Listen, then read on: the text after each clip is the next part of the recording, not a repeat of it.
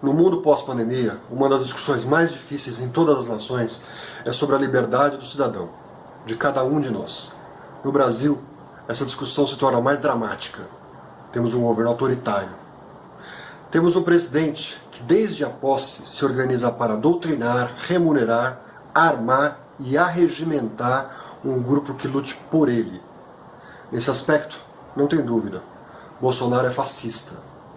A partir de agora, fascismo e pandemia aceleram, como se fossem um na direção do outro, em alta velocidade. O problema é que o Brasil está no meio. Meu nome é Rogério Godinho e este é o canal Ano 1. O centro da questão permanece na necessidade de executar esse isolamento ou mesmo o confinamento obrigatório. O Brasil é o epicentro da pandemia no mundo. É o país onde mais morre gente por dia, mesmo sem contar a imensa subnotificação. Cedo ou tarde, teremos que fazer o confinamento obrigatório. Onde está a dificuldade? Do ponto de vista legal, não existe. O artigo 268 do Código Penal Brasileiro foi redigido justamente para situações como essa. Entretanto, o poder público hesita. Essa semana, o governo de São Paulo fez uma coletiva para falar de flexibilização. Por que isso? Em parte, por pressão econômica. Em parte, porque uma parcela da população não entende o drama que vivemos. Em parte, pela dificuldade de fiscalizar o confinamento, quando a própria segurança pública está em disputa. E aí chegamos no eixo central da discussão. Vivemos uma onda fascista no Brasil. Fascista porque trabalha incessantemente para destruir o Estado democrático de direito. Fascista, no caso em questão, porque quer armar grupos. Nesse ponto específico, como em outros, Bolsonaro lembra Benito Mussolini, lembra Hugo Chávez, lembra Adolf Hitler. Em 1937, Mussolini disse que um povo armado é forte e livre. Em 1938, Hitler facilitou a posse de rifles e espingardas e reduziu a idade legal para comprar armas.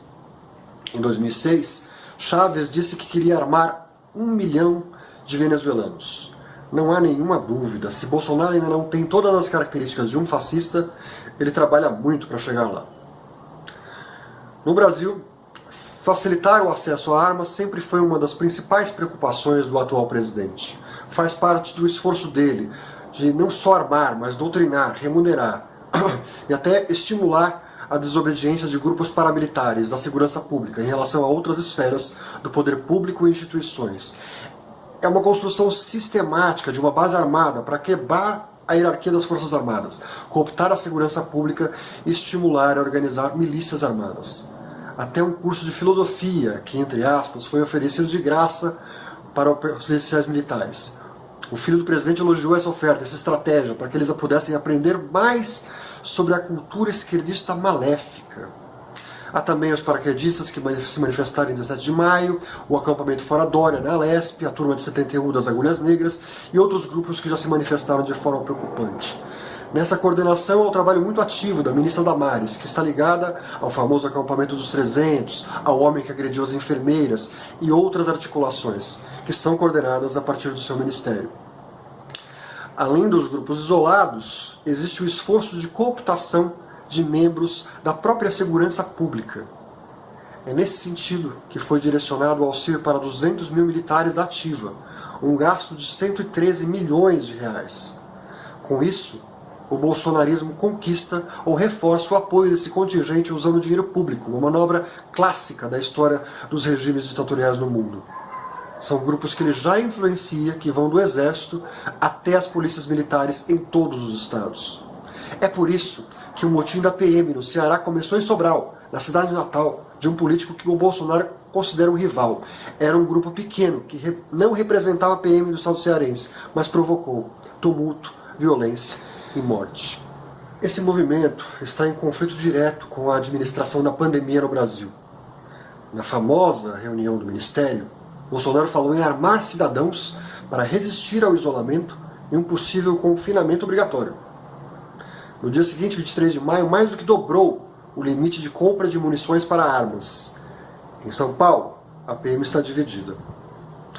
O senador Major Olímpio, apesar de brigado com Bolsonaro, participa de manifestações contra a quarentena. Por isso, mais do que o exército, o que está em disputa é o contingente da Polícia Militar. São 500 mil em todo o Brasil.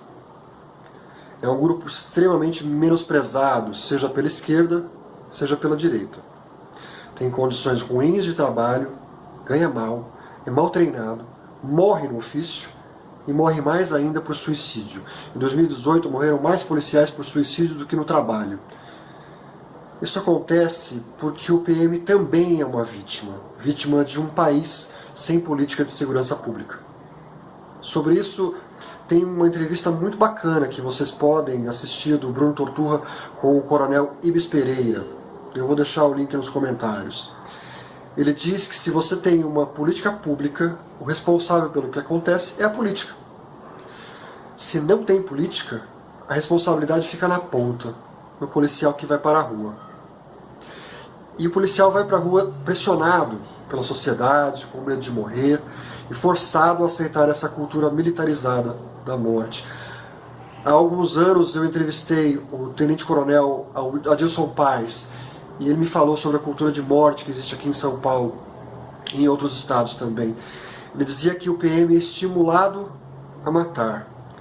Como é militar, o PM entende o perímetro urbano como um palco de guerra, em que ele precisa estar preparado para reagir ao inimigo. Um cidadão que vive nesse nível de estresse é presa fácil do populismo, é presa fácil do medo. Diante disso, fica a pergunta: o que o comando do Exército vai fazer? O que os comandos das polícias militares em cada estado vão fazer? Vai acontecer uma guerra? É improvável. Ninguém quer conflito armado. É muito difícil ter um golpe, é muito difícil ter uma guerra. Os generais, os brigadeiros, os almirantes, ninguém quer conflito armado. Mesmo com uma grande parcela da baixa patente apoiando o bolsonarismo, é muito difícil que se organize algo em grande escala. E Bolsonaro sabe disso, é muito difícil que ele lidere pessoalmente qualquer coisa. Ele não tem inteligência, nem ousadia suficiente para isso. Mas ele vai continuar estimulando que esses grupos cresçam, agradando, acirrando, provocando. Bolsonaro prospera no caos. Se grupos armados fizerem alguma bobagem, ele terá sim a responsabilidade moral, mas seria difícil lhe atribuir a responsabilidade penal. Qual o risco aqui? Primeiro, há um potencial trágico nisso tudo. Uma única ação isolada provoca mortes. Além disso, o medo de contrariar esses grupos atrasa as medidas necessárias de confinamento. Por causa disso, as pessoas estão morrendo. Hoje, já são 25 mil mortos no Brasil. De novo, sem contar a subnotificação. Muitos outros ainda vão morrer.